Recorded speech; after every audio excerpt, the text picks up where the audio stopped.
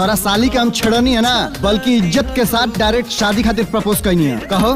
नमस्ते, प्रणाम, सलाम, आप सबके स्वागत बा भोजपुरी प्लस में। ता आज के ई वीडियो बा भोजपुरी फिल्म कभी अलविदा ना कहना ऑफिशियल ट्रेलर के रिव्यू, जोना में यश कुमार मिश्रा, रक्षा गुप्ता बाड़े मेन किरदार में, और एक ऑफिशियल ट्रेलर आज रिलीज भइल बा। तो सोचनी आप लोगन के बीच में रिव्यू डाल दी।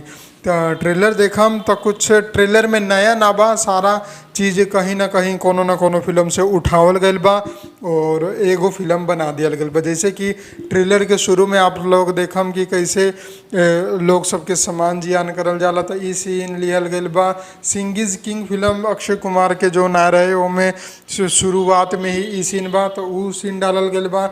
एकरा अलावा कुछ सीन ऐसन बा जैसे कि बचपन में ही लड़का लड़की के शादी करा दियल गईल बा और सियान होला पर उकनिए के शादी करावे के बाद चलल बा। तो इहो सीन कोनो फिल्म में देखले बनी। एकरा अलावा ई बा कि जोन फिल्म बा, जोन ट्रेलर बा, एमे दिखावल गईल बा कि लड़की के एक्सीडेंट हो जाला, जोना कारण उछल ना पावेली और अपना शारीरिक शक्ति खो देवेली। तो जोन लड़का होला वो ओकर सेवा पानी करके ओके ठीक करेला। इहो कोनो ना कोनो फिल्म के कॉपी सीन बा। एकरा अलावा जब लड़की ठीक हो जाली तब लड़का से शादी करे से इनकार कर देवेली, ओकरा घर के नौकर समझेली और केहू और से प्यार करेली। इहो सीन आप लोग कोनो ना कोनो फिल्म में जरूर देख लो। हम क्या टोटल बात ही बा कि 3-4 गो फिल्म के मिला के एगो फिल्म बनावल गईल बा, जोना के नाम रख दियल गईल बा कभी अलविदा ना कहना।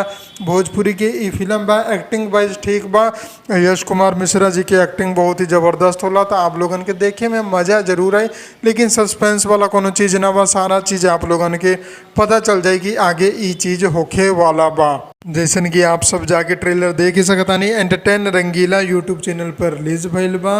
यश कुमार मिश्रा और अनारा गुप्ता जी के जोड़ी बा। आप लोगन के पसंद आई और बहुत ही शानदार तरीका से के बनावल भी गईल बा। एकरा अलावा डिम्पल सिंह भी बाड़ी, अमित शुक्ला बाड़े और भी बहुत सारा किरदार बाड़े जो कि आप लोगन के भरपूर एंटरटेन करिए। और निर्माता खुद यश कुमार मिश्रा बाड़े और उनकर पत्नी निधि झा बाड़ी।